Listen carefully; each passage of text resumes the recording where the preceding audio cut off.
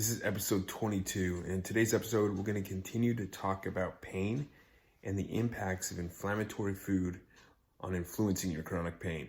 Today, we're going to talk about gluten, how removing gluten from your diet will not only reduce inflammation throughout your body that's contributing to chronic pain, but also if you are suffering from a brain injury, it is imperative that you stop gluten altogether while you're recovering. And I'll talk about why. Gluten is a family of proteins found in wheat, barley, rye, corn. And of the gluten-containing grains, wheat is by far the most common. Two main proteins found in gluten are glutenine and gliadine.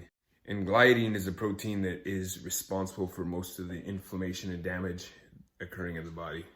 Now, a lot of people just associate issues with gluten to celiac disease. It's a gastrointestinal disease that causes a lot of inflammation, bloating, diarrhea, constipation, and there's 1% of Americans suffer with this.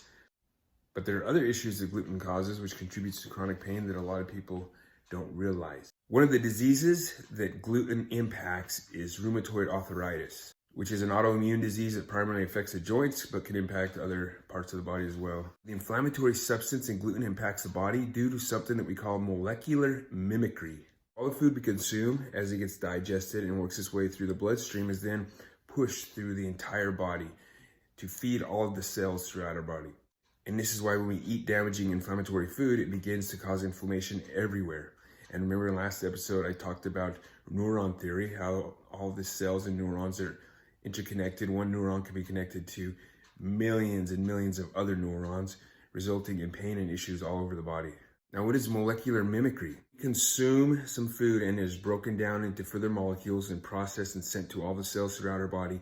Sometimes these molecules closely mimic or look exactly like molecules that come with certain diseases, like rheumatoid arthritis. And so then the immune system kicks on and thinks it sees a threat and begins to push out the white blood cells to attack what it thinks are the cells of a disease. The disease isn't there, and so as it begins to attack these cells, it starts attacking healthy tissue as well. And that is what gluten can influence, especially if you have rheumatoid arthritis. When you eat gluten, the immune system responds and goes on the attack toward these gluten cells, and along the way begins to damage healthy cells. So if you have rheumatoid arthritis, if you have any type of chronic pain and you're eating gluten, if you remove gluten from your diet, there's a great chance that you can see a decrease in overall pain because the body's attacking itself whenever you consume gluten and it's broken down and pushed throughout your cells. So remember, as you eat the food, the gluten is pushed throughout your entire body to feed all of these cells. And now you have these cells going all over your body that mimic the similar molecules to rheumatoid arthritis. The body goes on to attack, destroying healthy tissue along the way. Talking about a brain injury, there's a lesser known disease called Ataxia, which is inflammation and some damage in the brain that gluten can cause as well. And so that's why when you're suffering from a brain injury and the gluten molecules are broken down and then they begin to go into the brain cells, the immune system thinks that these are also some damaging cells from a disease and begin to attack them, taking healthy brain tissue along the way.